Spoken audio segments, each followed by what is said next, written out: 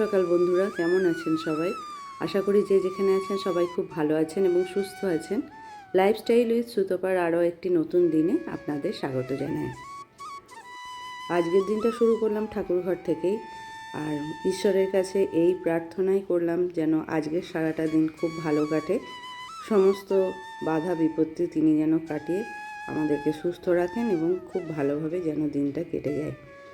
তবে ওখানে যিনি বসে আছেন তিনিই জানেন তিনি আমাদেরকে কেমন রাখবেন। তবে আমরা ওনার কাছে প্রার্থনাই করতে পারি যে আমাদের সবাইকে সুস্থ রাখুন, ভালো রাখুন, এই আর কি। ঠাকুরঘর থেকে এসে রান্না বসালাম, কেননা হাজব্যান্ডের অফিস আছে, আর তারই মধ্যে প্লাম্বারকেও ডাকতে হয়েছে, কেননা রান্নাঘরের কলটা কালকে রাত্রির থেকে জল পড়া একদম বন্ধ হচ্ছে না, তাই নতুন কল লাগানো হচ্ছে। বাড়িতে কী যে হচ্ছে কিছু বুঝতে পারছি না, একটার পর একটা জিনিস খারাপ হয়েই চলেছে। আর এখন ঘড়ির কাঁটা প্রায় 9:30 ঘরে। হাজব্যান্ড অফিস চলে গেছে। এখন রনি আর আমি একটু ব্রেকফাস্ট করব, তাই ওটসটা ড্রাই রোস্ট করে নিয়ে একটু ভিজিয়ে দেবো। আর রাত্রিরে বিরিয়ানি হবে, চিকেন বিরিয়ানি, তাই বিগ বাস্কেট থেকে কয়েকটা জিনিস অর্ডার করেছিলাম। Dehradun rice, ginger garlic paste, আর এই যে ডিমও ছিল না বাড়িতে, আনতে ভুলে গেছি, আর এই যে ধনিয়া পাউডার, আর হচ্ছে বিরিয়ানি মশলা। এই যে কয়েকটা জিনিস আনিয়ে নিলাম। আমি খুব একটা এখানে অর্ডার করি না, বাবু ছিল, ওই অর্ডারটা করে দিল, তো চলে এসেছে 10 মিনিটে। এই যে ওটসটা ভিজিয়ে রেখেছিলাম, এখন মিক্সিতে দিয়ে একটু ব্লেন্ড করে নেব। আর আজ সকালে চিয়া সিডটা আর আলাদাভাবে খাইনি, এর সাথেই মিশিয়ে দিলাম। আর দুটো কলা দিয়ে দেবো, সিঙ্গাপুরি কলা বা কাঁঠালি কলা, দু রকমই দেওয়া যায়, যে যেটা খেতে পছন্দ করে। আর আমার কাছে সিঙ্গাপুরি কলাটাই ছিল। আর আমি দিয়ে দিচ্ছি একটু দুধটা দিয়ে দিলে পুষ্টিও হয় আর স্বাদটাও বাড়ে। তো আপনারা দুধ খেতে না চাইলে দেবেন না। আর মিষ্টির জন্য না একটুখানি খেজুর দিলে খুব ভালো হয়, কেননা কলার মিষ্টিতে সম্পূর্ণ মিষ্টি হয় না। এইভাবে করে খেলে কিন্তু ব্রেকফাস্টটা অনেকক্ষণ পেটেও থাকে, আর মানে পেটটা ভরা থাকে অনেকক্ষণ, আর এটা শরীরের পক্ষেও কিন্তু খুব ভালো। বাবু কিশমিশটা খেতে খুব ভালোবাসে, তাই কয়েকটা কিশমিশ ওপর থেকে ছড়িয়ে দিলাম। এনে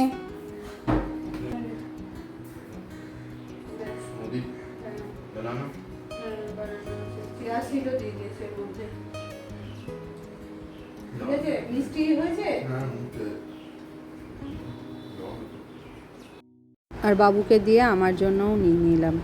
আর এই দেখুন, সেদিনকে টিভি সারানোর জন্য যে টেকনিশিয়ান দাদা এসেছিলেন, ওনাকেই কনফার্ম করে দেওয়া হয়েছিল টিভিটা সারানোর জন্য, তো উনি এসছেন আজকে, এখন টিভিটা সারাচ্ছেন। তো দেখা যাক কতক্ষণ সময় লাগে। বলছেন তো বেশিক্ষণ সময় লাগবে না। এই যে পাশের বোর্ডটা, এটা পুরোই চেঞ্জ করতে হয়েছে। টিভিটা সারানো হয়ে গেছে, উনি চালিয়ে দেখিয়ে দিচ্ছেন যে ঠিক হয়েছে কিনা সারানো। তো আমাদের বাড়িতে সত্যি কি যে হয়েছে, একটার পর একটা জিনিস খারাপ হয়ে যাচ্ছে। টিভিটা খারাপ হয়েছিল, আজকে তো যাই হোক সারানো হলো। মাইক্রো ওভেনটা খারাপ হয়ে পড়ে রয়েছে, এখনও সারানো হয়নি। আমার ফোনটা খারাপ হলো, আবার নতুন ফোন কিনতে হলো। আবার কলটা কালকে রাত্রি থেকে খারাপ হয়ে গেছে, সেটা সারানো হলো। আবারও একটা জিনিস খারাপ হয়েছে, চলুন দেখায়। এই দেখুন, ছেলের মোবাইলের ডিসপ্লেটা যখন এসেছিল অল্প একটু কালো হয়েছিল, এই কদিনে পুরো ডিসপ্লেটাই খারাপ হয়ে গেল। আবার পাশে একটা লাইনও চলে এসেছে।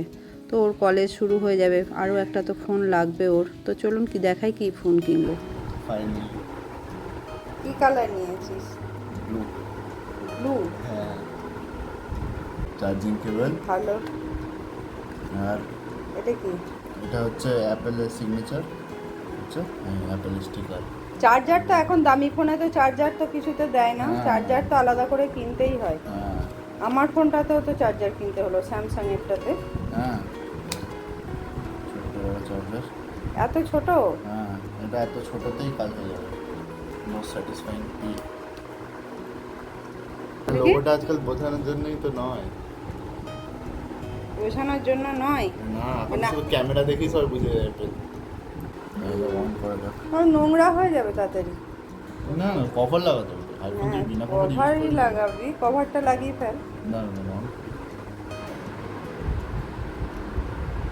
চলো। হ্যালো। বাবার দৌলতে, নিজের দৌলতে দেখি কি হয়। দৌলতে যাও, নিজের দৌলতে শুধু জরুরতে পড়ি না, এইসব শখ শুধু বাবার দৌলতে হবে। আচ্ছা আচ্ছা আচ্ছা, ঠিক আছে বাবা। অনেকগুলো দিন পর বিকেলটা বেশ খুব সুন্দর, হাওয়া দিচ্ছে। কয়েকদিন টানা বৃষ্টির জন্য একদম সব সময় ভিজে হয়েছিল আর বৃষ্টিও হচ্ছিল। আজকে অনেক কটা দিন পর বেশ সুন্দর ওয়েদার, এত ভালো লাগছে বিকেলটা ছাদে ঘুরতে, খুব সুন্দর। আর একটা হালকা বাতাস দিচ্ছে, ঠান্ডা ঠান্ডা, খুব সুন্দর ওয়েদারটা। আর একেবারে আবার ডিনার বানানোর সময় আপনাদের সাথে দেখা হচ্ছে। আমার ভয়েস ওভার দেওয়ার সময় বাইরে প্রচণ্ড বৃষ্টি পড়ছে, তাই হয়তো বৃষ্টির আওয়াজ আসতে পারে। তো যাই হোক, এখন বেরেস্তা বানিয়ে নিচ্ছি, পেঁয়াজগুলো ভেজে সব তুলে নেব। আর এদিকে বাবুও এসেছে, ও মাঝে মাঝে খুন্তি নাড়ছে, তো ওকে বললাম তুই চিকেনটা ম্যারিনেট কর। তাই ও চিকেনটা এখানে আদা রসুন পেস্ট, টক দই, নুন, গরম মশলা, বিরিয়ানি মশলা এইসব দিয়ে ম্যারিনেট করছে। হলুদ গুঁড়োও দিয়ে দিল, আর দিচ্ছে এখানে লঙ্কার গুঁড়ো। ব্যাস এইগুলো দিয়েই ম্যারিনেট করে নেবে।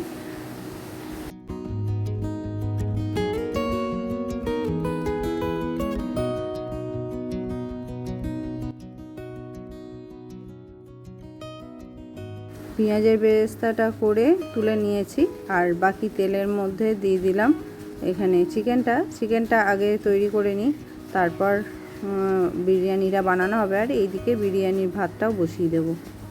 আর এদিকে বিরিয়ানির ভাতটা বসানোর জন্য গ্যাস ওভেনে জলটা বসিয়ে দিয়েছি। আর চালটা তো বেশ কিছুক্ষণ আগে ভিজিয়ে দিয়েছিলাম, প্রায় ঘন্টাখানেক আগে। এখন ভালো করে ধুয়ে নিয়ে বসিয়ে দেব। আমরা এর মধ্যে লেবুও দিয়ে দিয়েছি, ওই যে ভাসছে। এছাড়া জলের মধ্যে নুন আর সাদা তেলও দিয়ে দিয়েছি। এখন লেবুটা দিয়ে ভাতের চালটা দিয়ে বসিয়ে দিলাম। লেবুটা দিলে কি হবে, একদম ভাতটা ঝরঝরে হয়ে থাকবে, একটার গায়ে একটা লাগবে না। তাছাড়া তেলও দেওয়া আছে, আর নুনটা তো ভাতের মধ্যে সোক করে যাবে, তখন ভাতটা খেতে পানসা লাগবে না।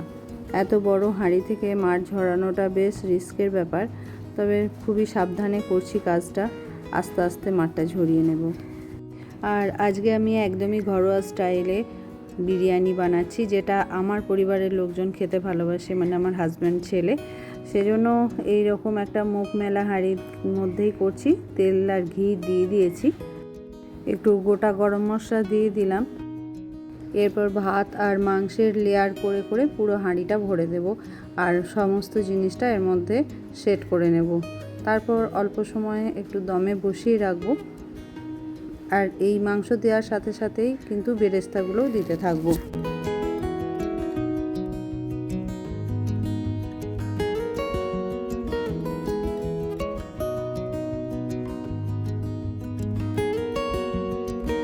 সিদ্ধ করে রাখা আলু, ডিম সমস্ত এই হাঁড়ির মধ্যে এক এক করে দিয়ে সমস্তটা সেট করে দিয়েছি। চলুন এখন কিছুক্ষণের জন্য দমে রেখে দেব। এই যে এইভাবে রেখে আটা দিয়ে পুরো মুখটা বন্ধ করে দিয়েছি। আর এই দেখুন আকাশে কি সুন্দর চাঁদ উঠেছে, ওয়েদারটাও কিন্তু খুব সুন্দর। তো চলুন এখন ঢাকা খুলে দেখি বিরিয়ানি কীরকম তৈরি হয়েছে। কি সুন্দর গন্ধ বেরিয়েছে, খুব সুন্দর সেন্ট হয়েছে। তো চলুন সবাইকে এখন রাতের খাবার বেড়ে দিই। সবাই ওয়েট করছে রাতের ডিনার করার জন্য, অনেকটা রাত্রিরও হয়ে গেছে।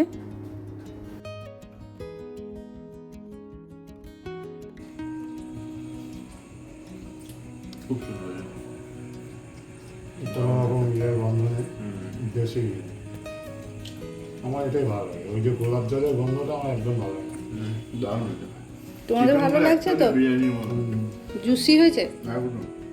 যে ড্রাইনেস লাগে না দোকানের বিরিয়ানিতে, যেমন চিকেন উপর ড্রাই হয়ে চিবোতে রাবারের মতো, একদমই সেটা নেই।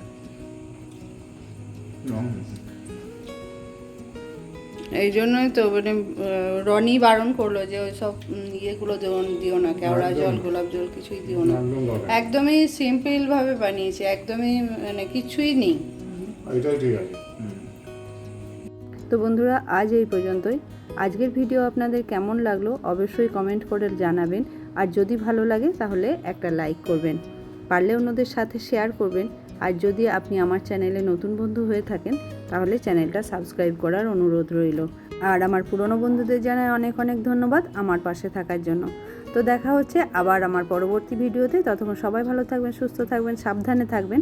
সবাইকে জানাই শুভরাত্রি।